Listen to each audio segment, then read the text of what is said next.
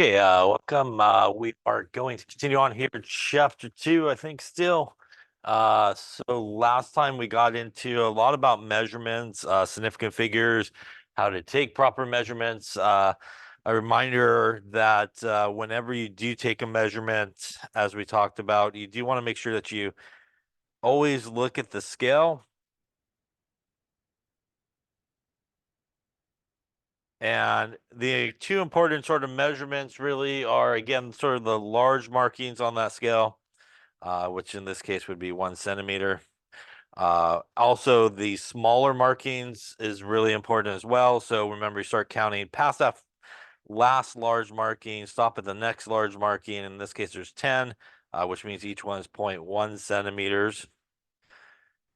And if you can correctly, again, identify what the smallest markings represent, you typically could take the reading to one more place to the right of it. Or if you're not sure, you could also just divide it by 2, and that'll give you kind of plus or minus 0.05 in this example centimeters. But really what that will tell you is, how many decimal places, for example, you should take the reading to. In this case, we should take it to 2 decimal places based on. Remember that when we do record measurements, we always record all the certain numbers and the first uncertain number, which again is where that estimate sort of comes into play. And when you do that, that's going to be basically what sig figs are. So whenever we do take that measurement, that is really the goal that we want to do. We want to always take it to the proper number, really, of significant figures. As we talked about, the uncertain digit is not always the last number that's written, but it is the last significant figure that is written. Question? So there's, I think, two different questions in that. The first question is, when you're taking measurements, you should always take them to the proper number, significant figures. And for example, dividing the smallest marking by 2 will tell you pretty much how far you should take the reading to. And it's usually one more place to the right of the smallest marking. In terms of calculations, which is something we also talked about, you really look at just the numbers themselves and really the type of calculation that you're doing. So let's talk about that like we did here last time. Remember that you will either kind of multiply, right, or divide. And it's important that if you're doing one of those two things, you really look at significant figures. So for example, if we had a reading like 47.5 centimeters, this is really the number that we would want to look at in terms of significant figures, not the plus or minus 0.05 or anything like that. We don't even really worry about that. And frankly, for me, you don't even have to put them into your measurements, the plus or minus, 0.05 or whatever it may be. You shouldn't put it into your calculation. It should just be, the actual number of the measurement you should be looking at. And we look at sig figs when we multiply or divide, and it's always the smallest number of significant figures. So whichever number that you are calculating, multiplying or dividing, whichever one of those has the smallest number of significant figures should be how many significant figures your answer should be. And obviously that may be different than one of your measurements. And that's the idea here is the smallest number of significant figures is sort of your worst measurement. And that's the one that sort of limits how good your calculation is the one that is sort of your worst measurement of the bunch. Now that is different though when we do deal with adding and subtracting. When we're dealing with adding and subtracting, we're actually looking at decimal places and not significant figures. So that's oftentimes confused when people are doing adding and subtracting. So here it's actually decimal places, and it's also the smallest number. So once again, if you were adding or subtracting some number, you would want to look at how many decimal places each of the numbers have, and whichever one has the smallest number of decimal places should be how many decimal places your answer should have. Once again, that may not be how many significant figures your answer has, but it should be how many decimal places that your answer has. And I think we also talked about there at the end as well, if you're doing some type of combination thereof of all these things together, you do want to kind of keep track of everything So for example, if you're multiplying and dividing first, you would look at significant figures. That would technically give you an answer with a certain number of significant figures. And then if you're going to take that number and add it to a number or subtract it to a number, then you got to take that number with a certain number of significant figures and look how many decimal places it has, and then add or subtract it based on decimal places at the end. So you got to kind of keep track of it along the way as you're doing it. Also, we talked about the idea of rounding and the importance of not rounding too much. You should definitely keep track of all your calculations, your significant figures, and everything that you're doing. But you should really avoid rounding until sort of the very end and kind of clean everything up in terms of significant figures at the very end. Sometimes people will put like a little line over each number where they should kind of stop in terms of the rounding part of it. You could do that. You could also carry a few extra digits, or sometimes referred to as guard digits, where you kind of carry a couple of extra numbers if you need to write a number down. As I mentioned before, I personally usually just kind of as I kind of go through the calculation, kind of clean it up at the end. The other thing we talked about in terms of rounding as well is the idea that make sure that you uh,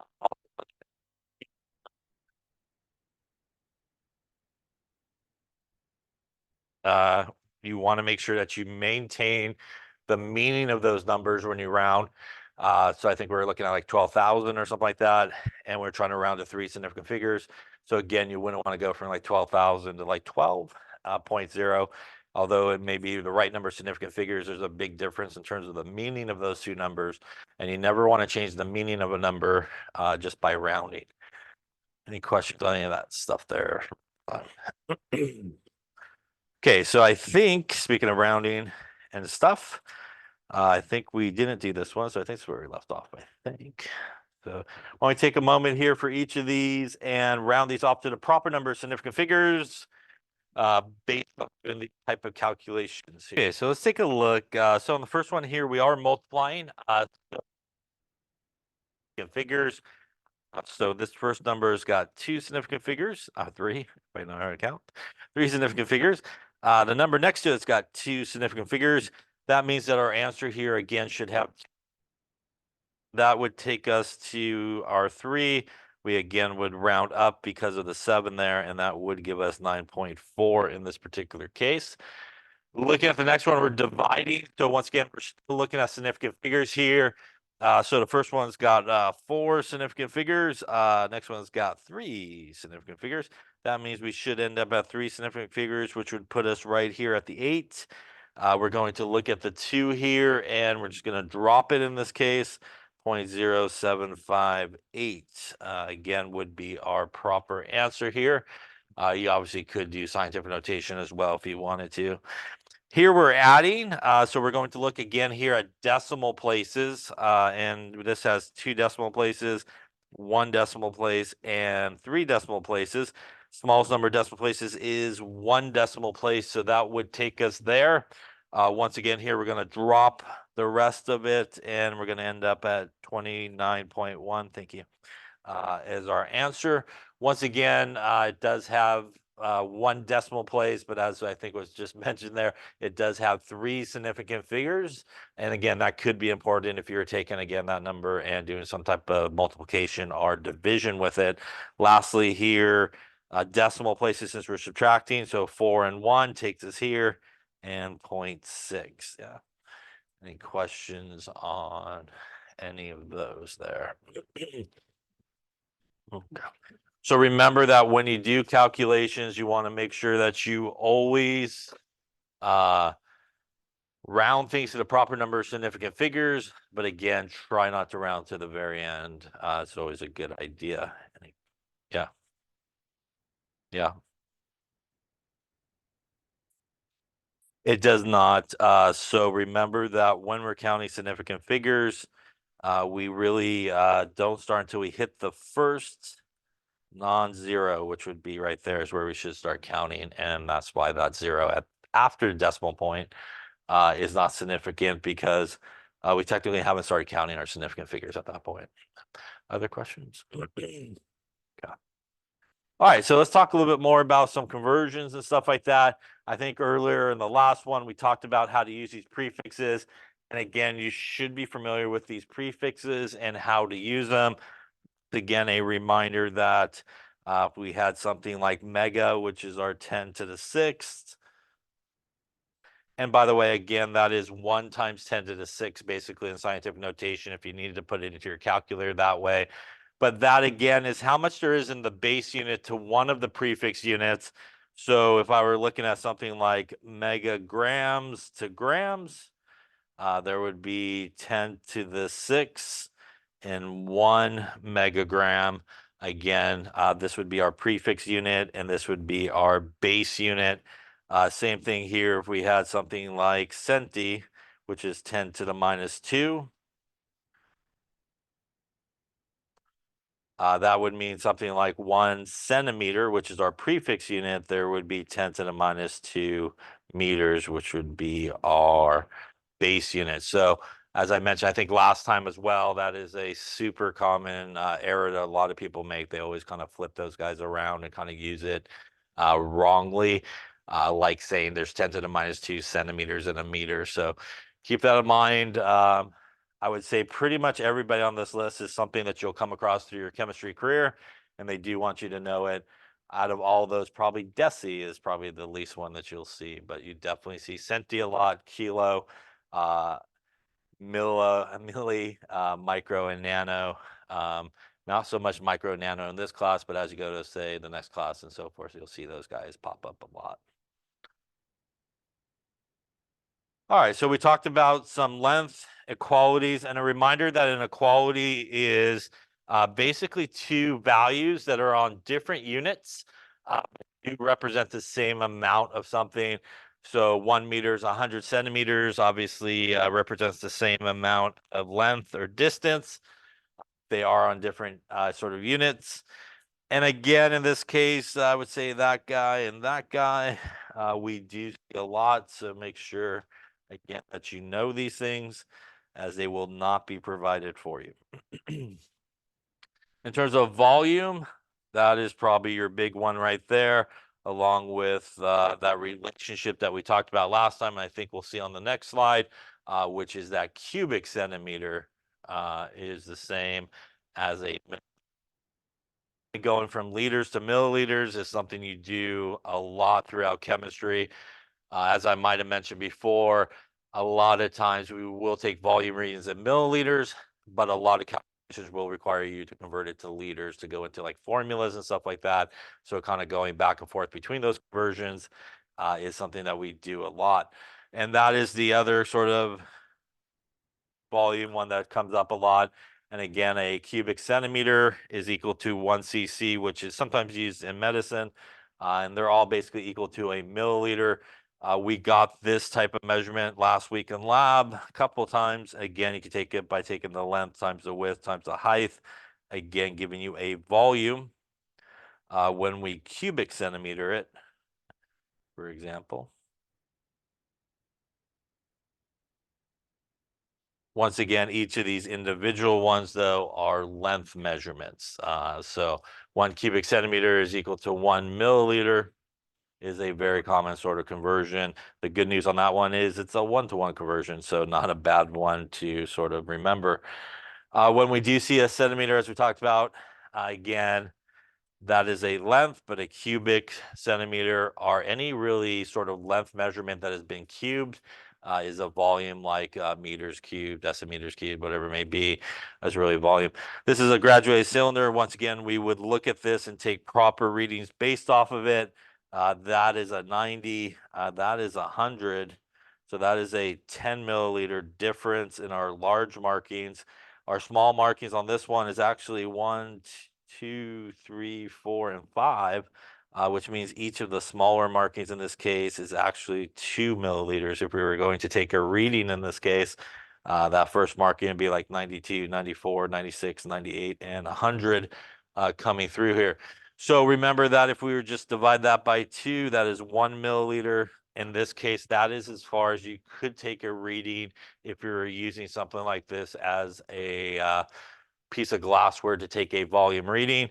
And the other thing we talked about when we do liquids in glass, right, is that meniscus, right? So we should see that curvature of the liquid, and we should always read from the bottom of the meniscus, as that is truly where the sort of the volume is at. Some mass ones that are important, I would say probably the top two here we come across a lot. Uh, Definitely 1 kilogram is 1,000 grams, and 1 gram is 1,000 milligrams. So once again, those you need to know. 1 milligram is also 1 microgram. That little kind of U-ish thing looks like is a microgram. It's this symbol right there.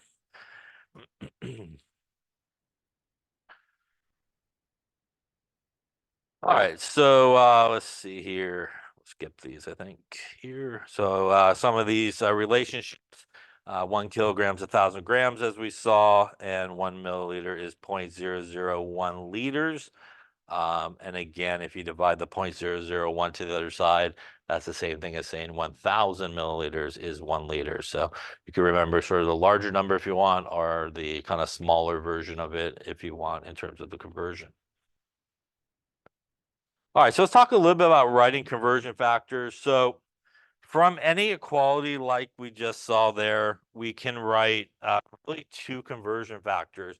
And we use conversion factors in the types of calculations that we do, which are referred to as dimensional analysis. And we're going to talk about how to set up calculations doing problems with dimensional analysis.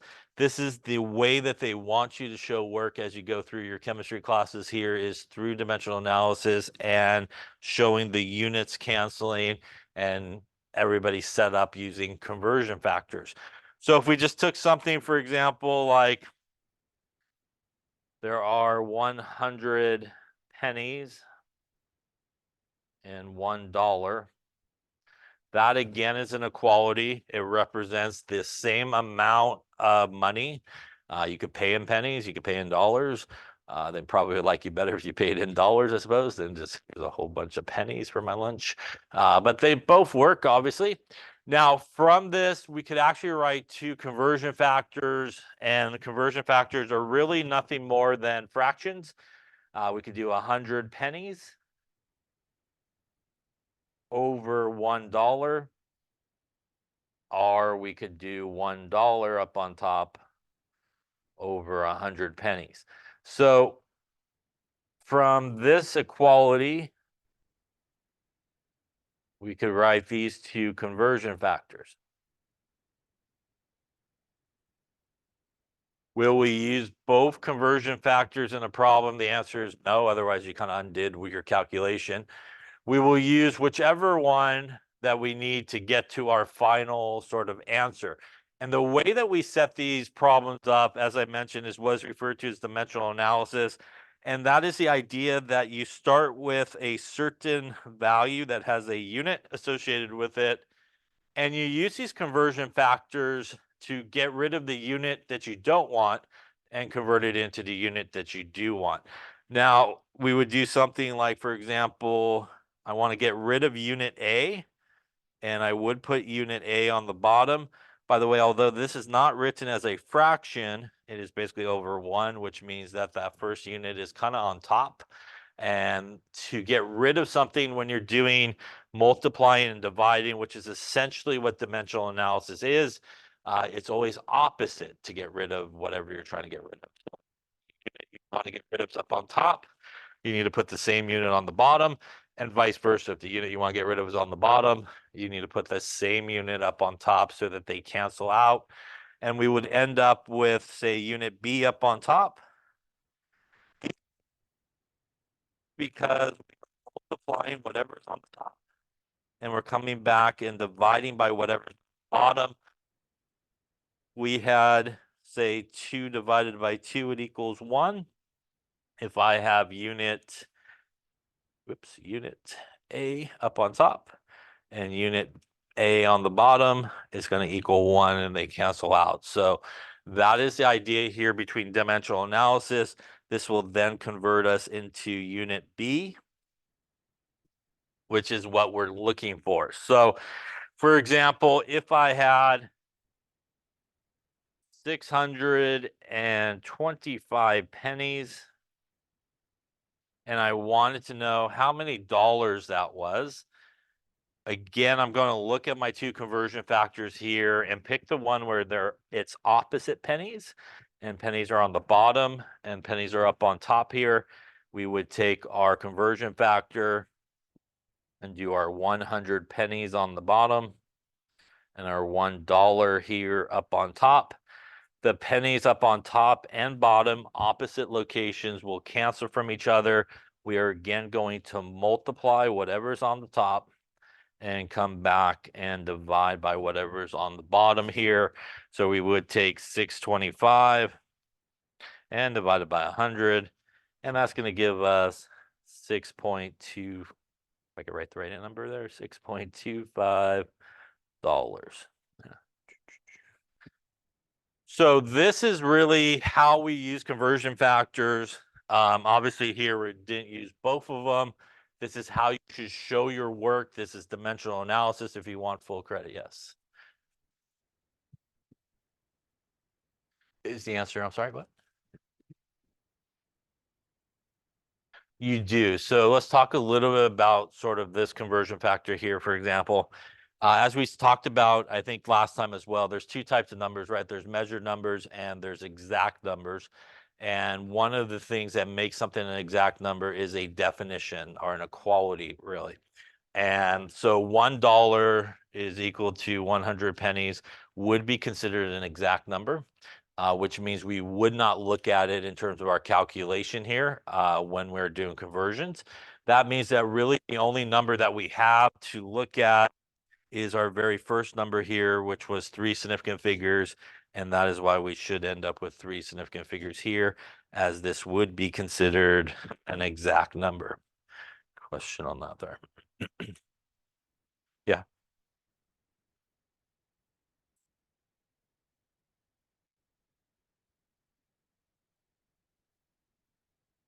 It is considered an exact number. So anything that's an exact number, you don't look at when you're doing calculations.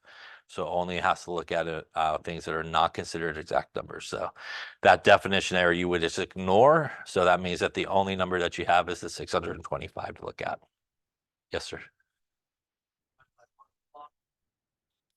Can you do, I'm sorry?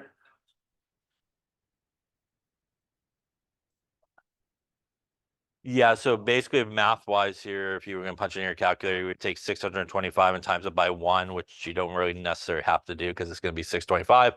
And then you would come back, hit equals, and then divide it by 100 and hit equals, yeah. So whatever's on top gets multiplied, and whatever numbers are on the bottom gets divided, yeah. So also a really important thing, obviously this is a pretty straightforward one here. There's not a lot of conversion factors being used, but it's really important when you punch it into your calculator, for example, you can multiply as many numbers as you want up on top. At the end, you really should hit equals at the bottom and hit equals after each time, and you'll end up with the right answer. If you try to put it all in correctly, once again, if you don't use sort of parentheses correctly, you'll get the wrong answer. Other questions? All right, so as I mentioned before, this is what is converted as a convert. And again, from any conversion factor equality, you could write two conversion factors, you know, so if we had something like 12 feet equals 1 inch, or that is wrong, 12 inches is equal to 1 foot. That might be better. Let's try that one. There you go. Grab my eraser here. Let's try that again. 1 foot. There we go. It's 12 inches. Once again, from this, we could write two conversion factors, 1 foot over 12 inches, or 12 inches over 1 foot. You know, if we had something like 2.54 centimeters is equal to 1 inch, we could go 2.54 centimeters over 1 inch. 1 inch is 2.54 centimeters. So again, from any equality like we have on the left, you could have two usable conversion factors that you can use in a problem. And again, whichever one you pick does depend on sort of what you're doing. So if I had 43 inches, and I wanted to know how many centimeters that would be. I would start with my 43 inches. I would use my inches and centimeters conversion here. And again, inches are up on top, although not written like a fraction. It is basically up on top. And we're going to go opposite. So we got to put inches on the bottom. And that leaves us our centimeters up on top. Once again, our inches cancel. Going to multiply in this case and divide. Not much to divide by there on the bottom. So we're going to take 43 times 2.54. That's going to give us 109.22 centimeters.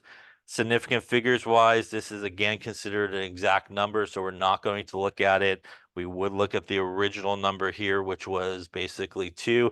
And again, we're basically only doing multiplying and dividing here with dimensional analysis, which means we're looking at significant figures always is sort of what you're going to be looking at here. That means we really should end up here. So that's going to be like $1.10 there, right? Is where that should round off to. Any questions on that there?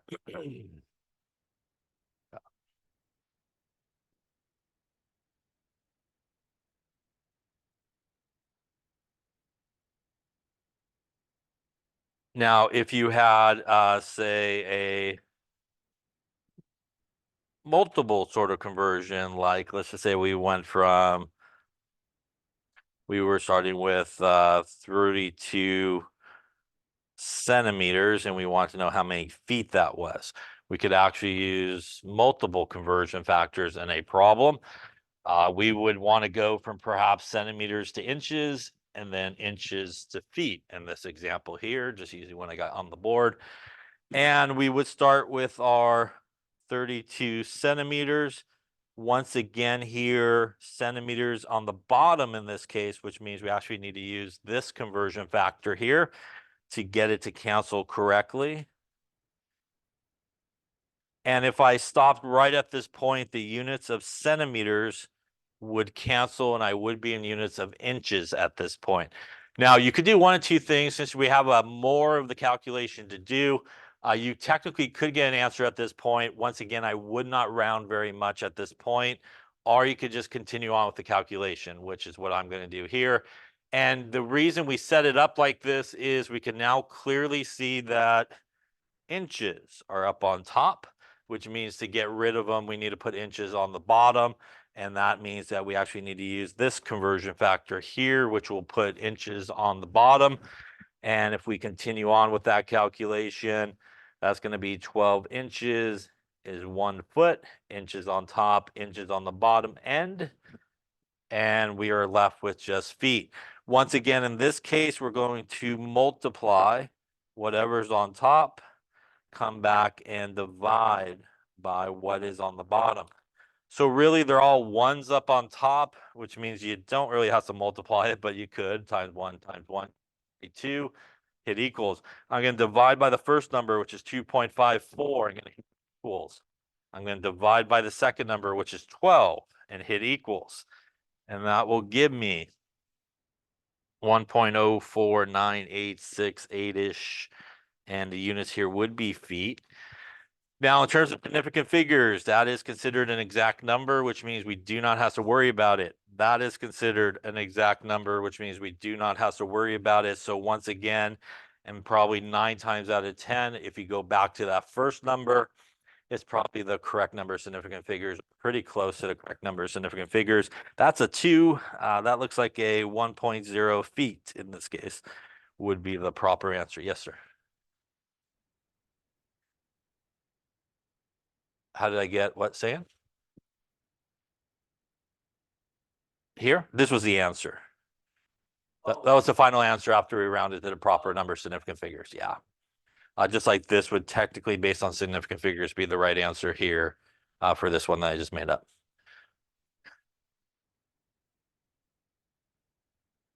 Yeah, so remember exact numbers are one of two things. There are things that are counted, are there things that are these equalities or definitions, and they technically could have as many significant figures as you want.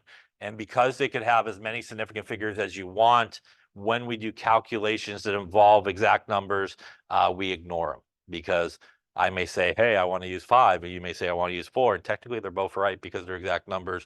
So to get rid of that, we ignore them and we only look at ones that are not technically exact numbers, more measured numbers. Questions? All right.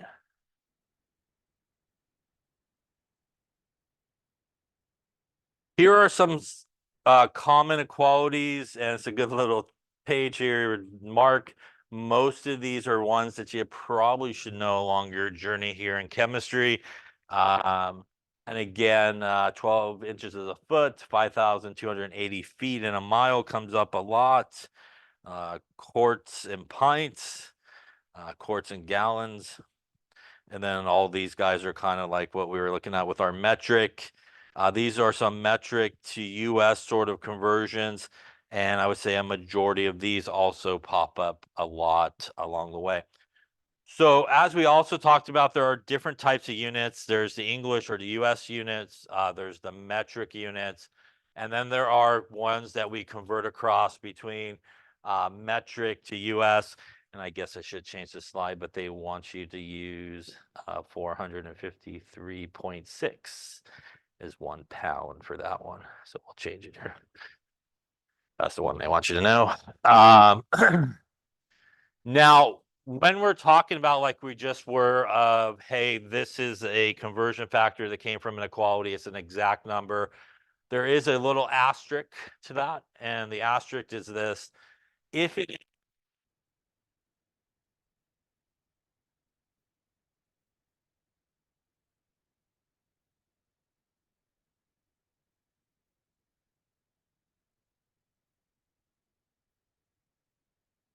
that's a metric to metric conversion is also considered an exact number, so you really don't have to worry about any significant figures in that. The one place where you should really look at the significant figures in like a conversion factor and equality is this column right here, where you jump from English to metric or metric to English. Those you should, in a lot of cases, look at the significant figures and the conversion factor. There are a few exceptions that you don't have to do or worry about that. So for us here, this is considered an exact conversion, so you don't have to worry about it. This one as well, they consider an exact conversion, so you do not have to worry about it. But really, any other ones that you cross over from an English to a metric sort of conversion, you should look at the number of significant figures. So what numbers should you look at when you're using something like that? So for example, let's just say we had this guy right here. We'll do this one. Why not? And that is 1 quart is 946 milliliters, which is something that does pop up a lot. That means 1 quart over 946 milliliters, or 946 milliliters over 1 quart. So if we were going to do some type of conversion where we had, say, 300, or we'll do 33 milliliters, and we want to know how many quarts that was. So if we took our 33 milliliters, we would set it up dimensional analysis here. Milliliters are up on top, which means we do need milliliters here on the bottom, and we would use that as our conversion factor. And if we do that, 33 divided by 946 basically gives us 0.0348837 quarts as these cancel. Now, in this case, this would not necessarily be considered an exact number because we're crossing over from English to metric in terms of the conversion factor. So we do have to look at the significant figures here. Now, usually when you cross over from English to metric or metric to English, there's always one part of that conversion factor that's a 1, like we have 1 quart here, right? And that is not the number that we would look at. We would actually look at the other number that's an actual number. So we would look at this and go, okay, this has 3 significant figures. This one has 2 significant figures. That means that really our answer should end up here at two significant figures as our answer. So when you do have to look at an English to metric conversion factor, you want to look at the number that's actually a number, not the one part of it. And that would be how many significant figures that guy would have. So that's the one time where you're using an equality that you definitely have to kind of look at the significant figures. I would say probably in a lot of cases, that first number will probably still be the least amount of significant figures, but not always. But you should look at it. The other place, I'll give you just like the other place where you should look at sort of a conversion factor that you use in terms of significant figures is any type of conversion factor that kind of comes from the problem. That's not like a true conversion factor. Like for example, you were driving like 75 miles per hour. That's just specific to that particular problem. That's not really like everybody always drives 75 miles per hour, right? So some type of conversion factor that you may get from an actual problem, you should also kind of look at the significant figures. Yeah. No. Yes. Yes. Yeah. So as we mentioned before, that's like their Chem 3 rule all the way through. They want you to be prepared when you go to 1A. We're pretty much only supposed to give you a periodic table. So all these type of conversions and stuff like that, you should know. And again, if it's something really weird or something we really didn't talk about or something I don't think you would know, I probably would provide it for you. But most of the time, you're not going to be given any type of conversion, stuff like that. I would say that's a good idea. Yeah. Because these are I would say what's on this table, to be honest with you, are very common ones that pop up a lot. So I definitely would probably put a little star at this table and sort of know it. But again, conversions, as we talked about, constants they want you to know, formulas they want you to know. So none of that again will be provided. Other questions? Okay. And again, they are in the notes, this table here. All right, so let's just talk about writing some conversion factors here. 5,280 feet is equal to 1 mile. That once again would give us two possible conversion factors to use. We could write 5,280 feet over 1 mile. Again, it around and do 1 mile over 5,280 feet. Once again, we would not use obviously both of them in a calculation. We would use whichever one that we need along the way. As I was saying before, for example, if you were driving 65 miles per hour, or something per something in words means a fraction. Basically, that means you go 65 miles in 1 hour is basically what that means. So we could write two conversion factors that display that. 65 miles per hour are 1 hour, 65 miles. Now, for example, if this was given to you in a problem and you were doing some type of calculation, dimensional analysis, and you use one of those conversion factors, you probably should look at the significant figures here, and then you would look at the 65 in this case, which would have two significant figures. Again, that's not a 12 inches is 1 foot always, right? So that is a really not exact conversion.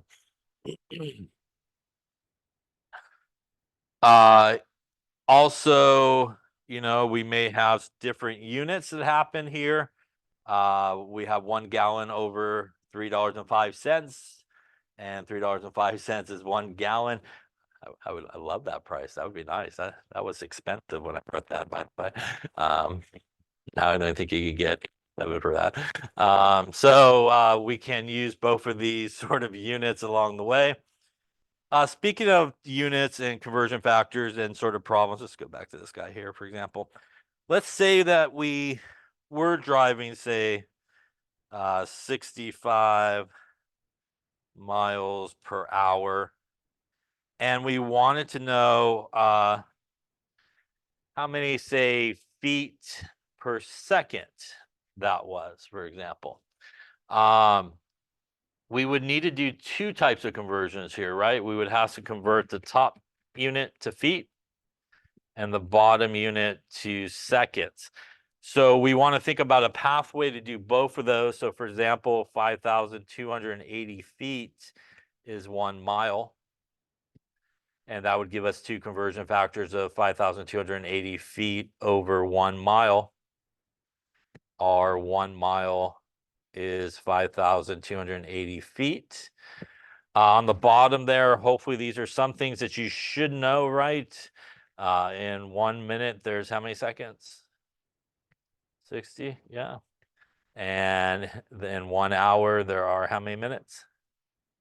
60, right? In 1 day, there are how many hours? 24. Yeah, it's not 60. Sometimes people mess that up. So some of those things, obviously, you definitely should know. So obviously, we could get some conversion factors from there. 1 minute over 60 seconds are 60 seconds over 1 minute, and 1 hour over 60 minutes are 60 minutes over 1 hour. So for example, here, if we were just to kind of clean up, starting with this at 65 miles per hour, we would want to set this up dimensional analysis way that we can see both of the units. And by setting it up like this, we could clearly see that we need miles to get rid of. So we're going to want to use the one where miles are on the bottom, and that is that conversion factor right there. That's going to be 5,280 feet up on top over 1 mile. Miles will cancel. If I stop the calculation right at this point, I am in feet up on top per hour. I have successfully done the top part of my conversion. Now I need to do the bottom part of my conversion. And the benefit and why you should show it like this, besides the fact that that is how they expect you to show it as you go through chemistry, is you could clearly see at this point, hours are on the bottom, which means to get rid of hours, I need to put them up on top. And I would use this as my next sort of conversion. And that would give me 1 hour up on top is 60 minutes. Hours will cancel. And now you should hopefully be able to clearly see that minutes are on the bottom, which means to get rid of minutes, I need to put them up on top. And that would give me here 1 minute is 60 seconds. Minutes will cancel. I now have seconds on the bottom. I can't tell you how many people will do this problem or a type of problem like this, and they will actually be multiplying by the 60s. In this case, you actually should be dividing by the 60s. So if you set it up here with dimensional analysis, which is what you should do, it makes the math part a lot easier so you don't hopefully screw it up. You could clearly see where the units are and what you should do. Once again, here we're going to go all the way across and multiply and come back and divide by whatever's on the bottom here. So in this case, basically it's going to be 65 times 5,280 divided by 60, divided by 60 again, gets us 95.333. The units are feet per second here. Now, in terms of significant figures, that is an exact number, definitely. We don't have to worry about it. That's considered an exact number. We don't have to worry about it.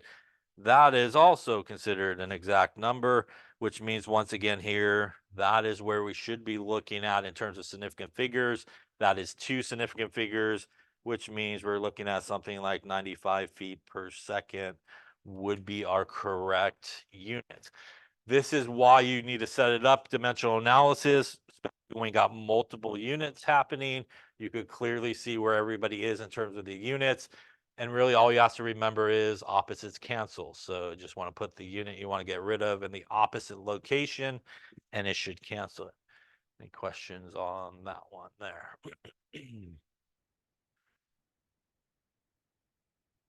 Yeah. Yeah, so every time top got multiplied, you don't really have to do the ones because it's going to come out the same, but if you want to, you can.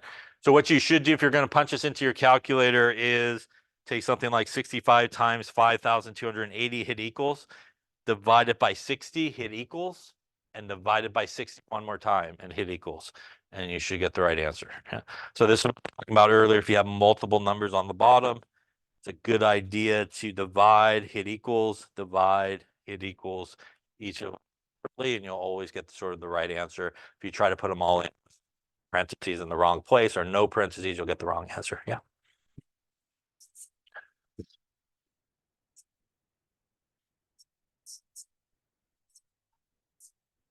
Yeah, so each of these things are equalities that's in the middle where the conversion factors come from. So that's an equality, that's an equality, and that's an equality. And they're basically time conversions. So there's exactly 60 seconds in a minute. Over 1 hour. Yeah. So we would actually, technically speaking, the only number that's there is, if you're talking about down here, technically it is a 1, but really the only number is that number right there, which is what we would look at. So otherwise, whenever you would have something like this, it would always be one significant figure, because whenever you have a number that has 2 units associated with it, the number always stays with the top unit and the bottom unit's always 1, which is sort of like an exact number 1. So you wouldn't necessarily ever use that number that's on the bottom. Yeah. Other questions? Now, if you had 2, for example, numbers given to you and you started this problem kind of the same way, like let's just say it was like we did 65 miles and like 2.0 hours or something like that, and then you did this conversion, then you would look at that number on the bottom. Yeah. Other question? Okay.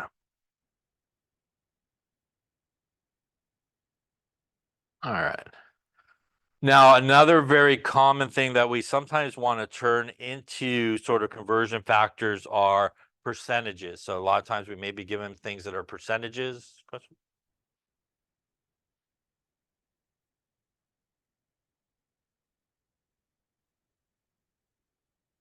It would technically be wrong, the answer. Yeah. Yeah. So would you get a 0 if that's your question? Probably not, but you would lose some points because it's the wrong sig fix. No. Other questions? Okay. So when we do have a percentage, a lot of times we do want to kind of convert it into a usable conversion factor. So as you may be familiar with, if you do have a percentage, the easiest way to convert it into sort of a number or a usable sort of conversion factor is to assume 100 of it, right? And for example, like if you took an exam and you got an 85, you probably got 85 points out of 100, right? So much easy thing to do.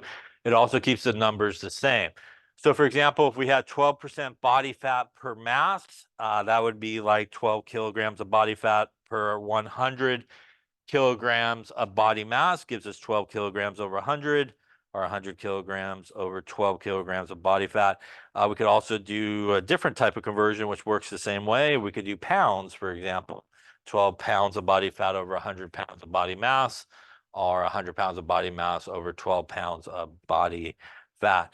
If you had, say, a 12.5% by mass to mass solution of sodium chloride, what that would mean is you have something like 12.5 grams of sodium chloride in 100 grams of solution. Or you could do it in the opposite, 100 grams of solution is 12.5 grams of sodium chloride. M/M means mass to mass. That's why we use grams on both of those units. So a lot of times in chemistry, we are given things in percentages. We kind of want to use them as conversion factors. You can really assume any number you want, but if you again assume 100, it keeps the numbers the same, makes it easier to do. Any questions on that there?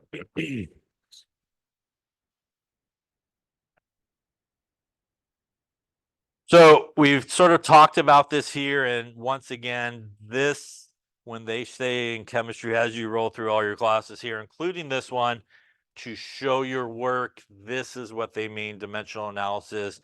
And again, that is, as we talked about, you use some type of equality that gives you 2 conversion factors.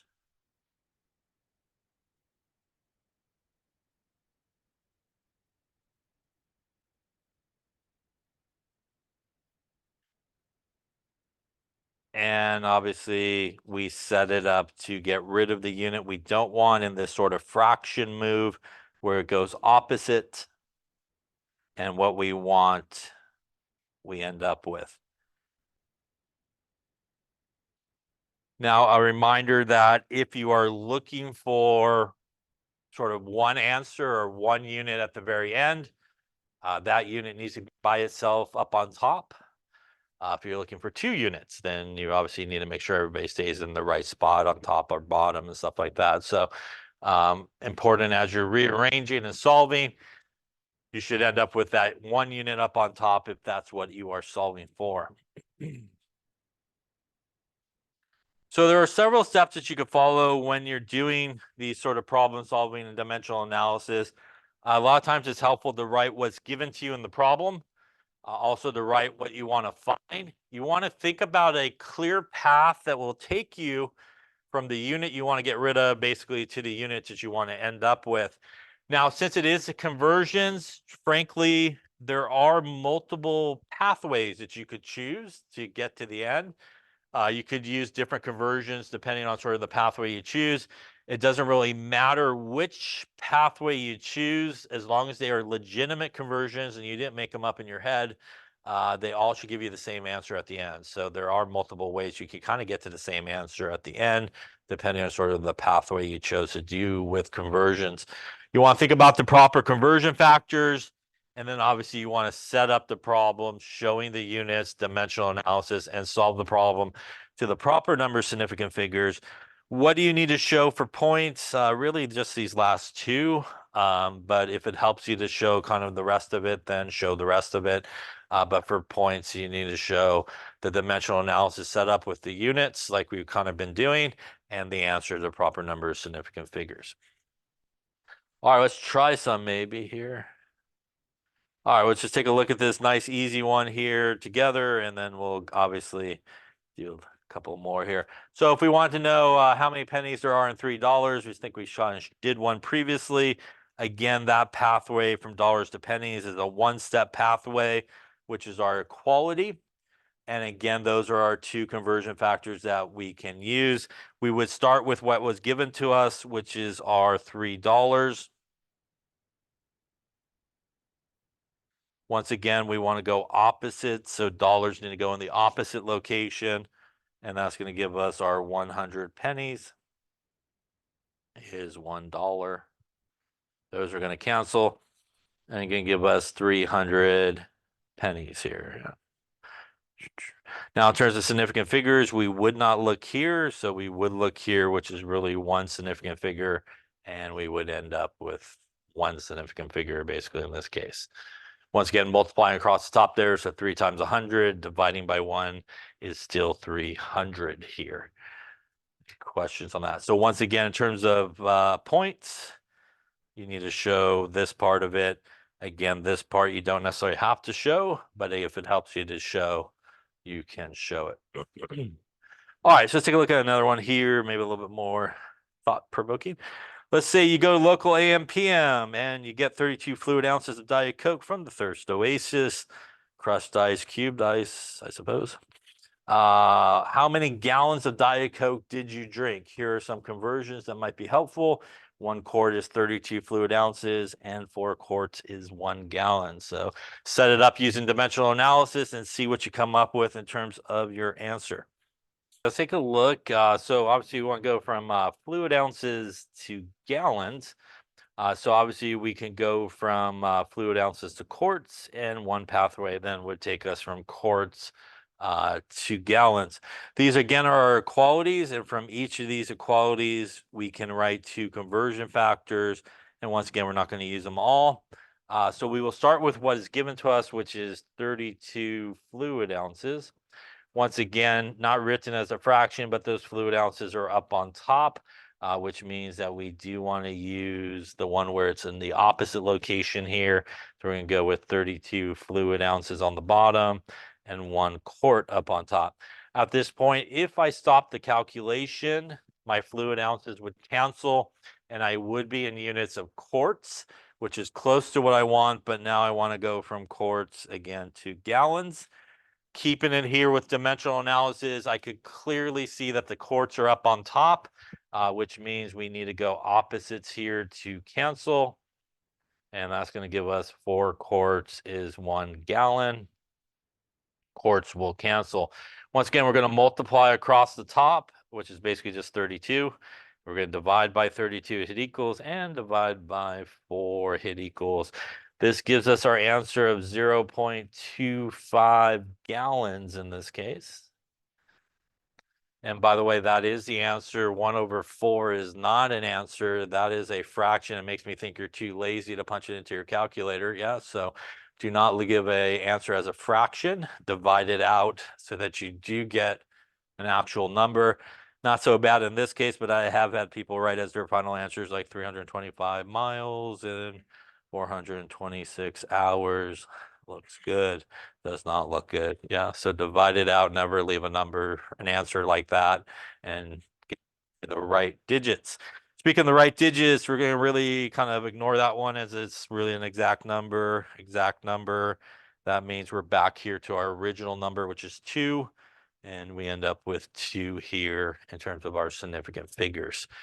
Any questions on that particular one there? Yeah.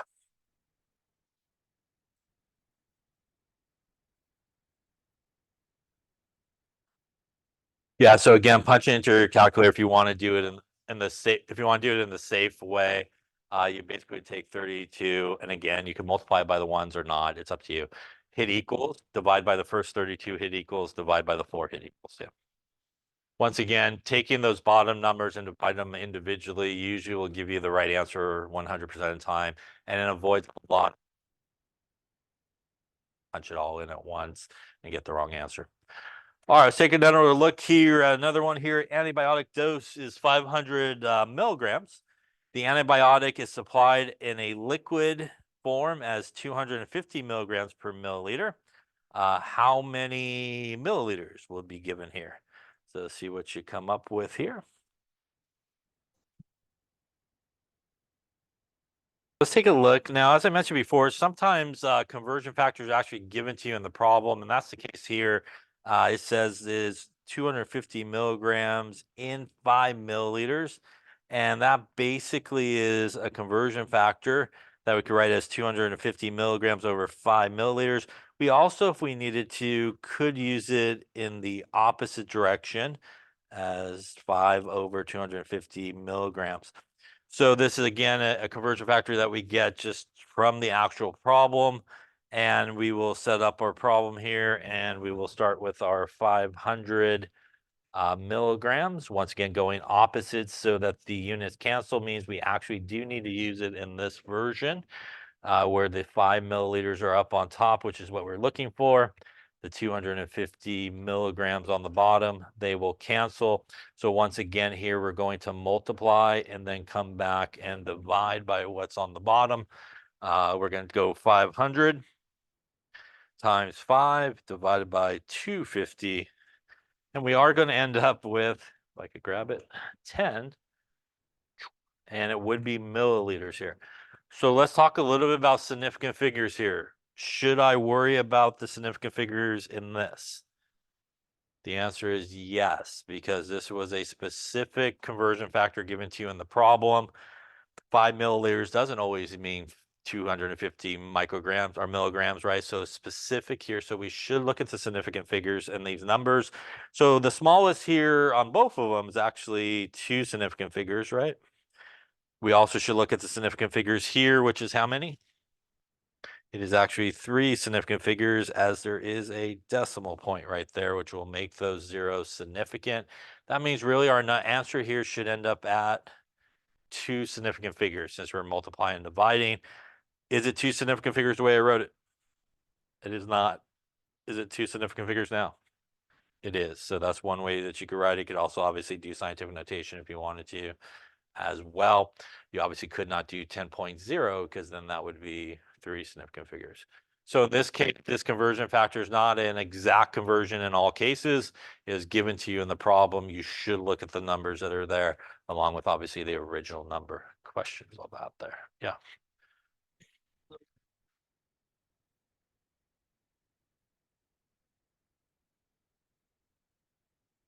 You would. So if it was 500 milligrams, no decimal, then it would be 1. And then your answer would actually be 10 without the decimal point there. Yeah. But it would still be 10. It wouldn't round to 1. Otherwise, obviously, it's a big difference in the meaning. Yeah.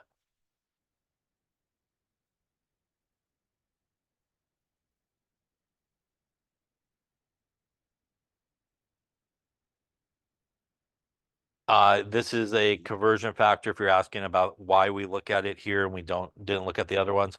Here we look at it again because it's not an exact conversion. It's not like 12 inches is 1 foot. No matter what you do, 12 inches is always 1 foot. This is specific information given to you in the problem, which means you need to actually look at the significant figures now. Other questions? All right, let's take a look at another one here and see. During surgery, a patient receives 5 pints of plasma. How many milliliters did they get? Here's a few equalities that might be helpful. Okay, so let's take a look. We're going to try to go from pints to milliliters. So again, we want to find a pathway that'll allow us.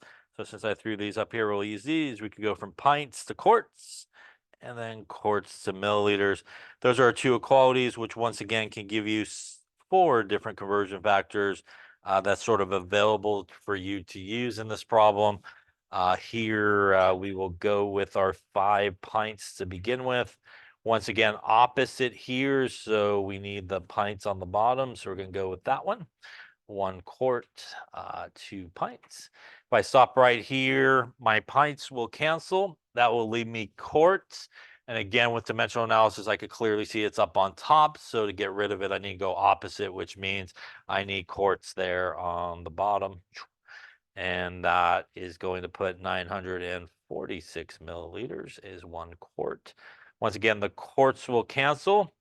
And now we will multiply once again what is on top and come back and divide by what's on the bottom here. So doing that, 5 times 946 divided by 2, going to give us 2365 on our calculator here. Milliliters. Now, in terms of significant figures, should I look at this one? Answer is yeah, perhaps. So that is 3 significant figures, as that is metric to English, right? Do I need to worry about this one? Not really. And I need to worry about this one. Yes, that is 2 significant figures and 3 significant figures, which means we should end up at 2 significant figures here. And that's going to be 2,400 milliliters. Or if you want to do a little throwback scientific notation action there, something like this, right? It'll be like question on that one. So here again, we do need to look at that last one because it is a metric to English conversion. And again, we look at the actual number part of it, not the one part of it. So we look at the number part and the middle guy we don't need to worry about. Yeah.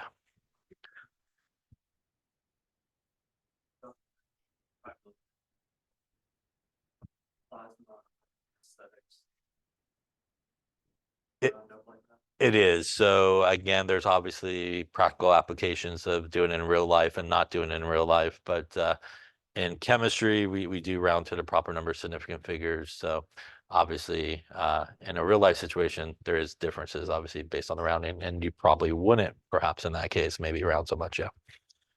Other questions? But for any classes that you take, you definitely should round for here now. All right. All right, let's take a look at one more here. Perhaps you're stranded about 125 miles away from home. You got no money. You decide, hey, looks like a nice day. Let us walk. And you walk at 55 feet per minute. How many days is it going to take you to get home if you don't stop, I suppose, right? Here are some qualities that might be helpful. See what you come up with. How long am I walking for? Take a look here as we get to the end. We're going 125 miles. We're walking 55 feet per minute, which once again is a conversion factor that we could get from the actual problem itself. We could use it as 55 feet per minute, or we could flip it around and use a minute is 55 feet. I do have a little problem here to use that conversion factor, and that is that my distance here is in miles while my distance here are in feet, which means you do need to do some type of conversion. You either need to convert miles to feet or feet to miles so that you could kind of use them together. I'm going to go with miles to feet. So that's the first conversion I'm going to do. I'm going to take the 125 miles and I'm going to convert it to feet using my equality here. Once again, opposites to cancel. So 1 mile on the bottom, 5,280 feet up on top. Miles will cancel. Going to give me something like 660,000 feet. Now that I have 660,000 feet, it's in feet. I'm good to go with my conversion here.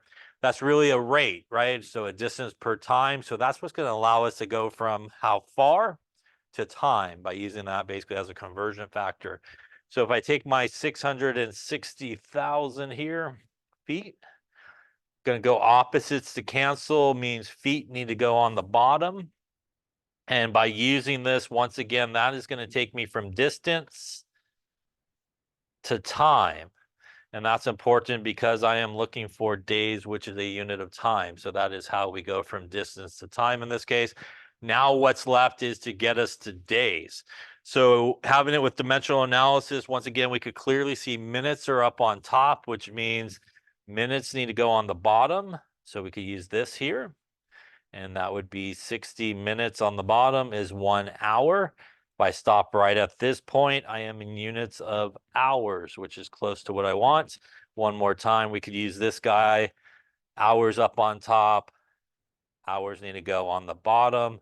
And day will end up here. And these guys will cancel.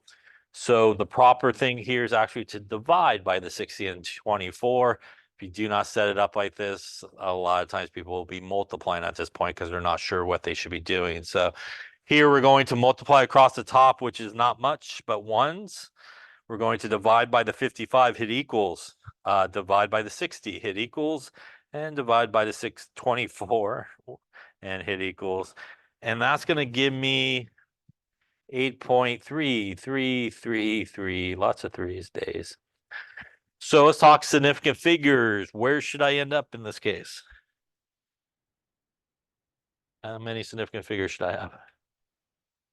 I should have 2. And should I have 2? Let's see. This is 3, which means technically this guy should be 3, which means technically this guy is 3, although I didn't write it as 3. This guy is 3. This guy I'm not going to worry about, and this one I'm not going to worry about, which means I actually should end up at 3. So remember, although this guy does have 2 significant figures, it was based off of this number, which technically has 3. And really, I should have 3 significant figures here when I come down and do this calculation. So it's important to keep track of it along the way. And you'd be walking like 8.33 days, I suppose. Yeah. Question on that.